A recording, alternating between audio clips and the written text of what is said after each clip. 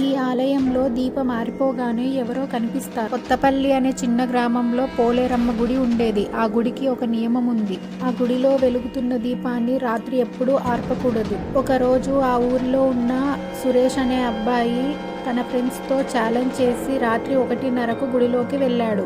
ఆ ఆలయం లోపల ఒకే ఒక్క దీపం వెలుగుతూ ఉంది. సురేష్ నవ్వుకుంటూ ఇప్పుడు ఈ దీపాన్ని ఆర్పితే ఏం జరుగుతుందో చూద్దామని చెప్పి ఆ దీపంని ఆర్పేశాడు.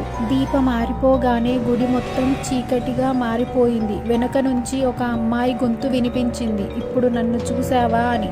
సురేష్ మెల్లిగా తిరిగి చూశాడు. అక్కడ ఎవరూ లేరు, కానీ దీపం మళ్ళీ వెలుగుతుంది.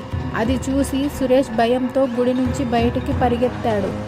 తెల్లవారాక ఊర్లో వాళ్ళు చెప్పారు, ఆ దీపంని ఎవరైనా ఆర్పేస్తే వాళ్ళని చూసేది పోలేరమ్మ తల్లి అని.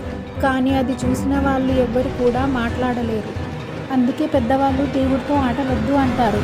స్టోరీ ఎలా అనిపించిందో కామెంట్ చేయండి. అలాగే ఛానల్ని సబ్స్క్రైబ్ చేసి లైక్ చేయండి.